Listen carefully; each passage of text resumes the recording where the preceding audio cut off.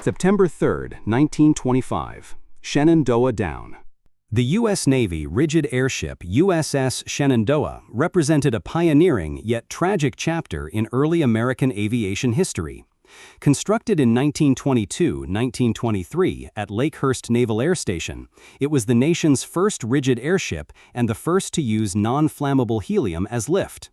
The massive airship eclipsed 680 feet in length and held approximately 2.1 million cubic feet of helium, a resource so scarce that its entire fill compromised the nation's helium reserves. The Shenandoah completed its maiden flight in September 1923 and went on to make the first transcontinental airship flight across North America in 1924, demonstrating the Navy's commitment to exploring lighter-than-air technology. In September 1925, the Shenandoah embarked on a 6-day publicity tour across the Midwest, scheduled to visit 40 cities, including a flyover at the Ohio State Fair in Columbus. The airship's commanding officer, Lieutenant Commander Zachary Lansdowne, a native of Ohio, expressed concern over the tour's timing amid the region's known late summer thunderstorm season. He requested a delay, but his appeals to Navy leadership were rejected, as the tour had already been widely publicized and politically pressured to proceed. On September 2, during the first leg of that tour, the Shenandoah departed Lakehurst and made its way west across Pennsylvania. In the early morning hours of September 3, as it crossed into eastern Ohio near Ava in Noble County, the airship encountered severe thunderstorms. Violent updrafts forced the ship to rise at a rate exceeding 1,000 feet per minute, far surpassing the rate at which its automatic gas release valves could safely vent expanding helium. This led to overexpansion of the gas cells, creating catastrophic structural stress on the framework. At approximately 6 a.m., the airship broke apart in mid-flight.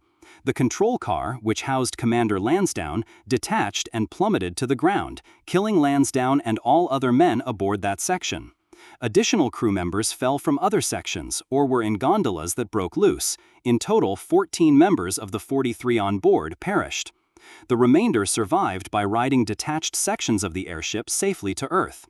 The aft section, over 400 feet long, landed near the Gamery farm with 18 survivors. The bow section, including navigator Charles E. Rosendahl, floated and landed several miles away with 7 survivors. The destruction of the Shenandoah spurred immediate changes to rigid airship design and operations. The Navy reinforced airship hull structures, increased engine power, and changed the design to mount the control car directly to the keel instead of suspending it, to improve stability and survivability during turbulent flight conditions. Simultaneously, the need for improved meteorological forecasting became apparent to reduce weather-related risks in future missions. The event also had significant strategic consequences. The crash undermined confidence in the Navy's rigid airship program. Rigid airships Akron and Macon were subsequently designed with improvements informed by lessons from the Shenandoah, yet both also ultimately crashed. These accidents contributed to the Navy's decision to abandon rigid airship development and shift towards fixed-wing aircraft for long-range reconnaissance and fleet support. Furthermore, the Shenandoah crash became a flashpoint in inter-service debate. Army Colonel Billy Mitchell used the disaster to criticize Navy and Army leadership over their embrace of publicity over safety, which contributed to his court-martial for insubordination and is widely regarded as a turning point in military aviation oversight. Over time, the Shenandoah disaster became a local and national memory. Noble County, Ohio, where the wreckage fell, hosts multiple memorials at the crash sites in Ava and surrounding areas. Community efforts preserve artifacts and history, including a mobile museum with remnants of the airship and crewmate belongings.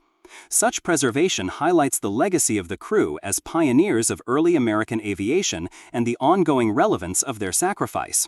In summary, the breaking up of USS Shenandoah on September 3, 1925, marked both an end and a turning point. It ended the Navy's first rigid airship program.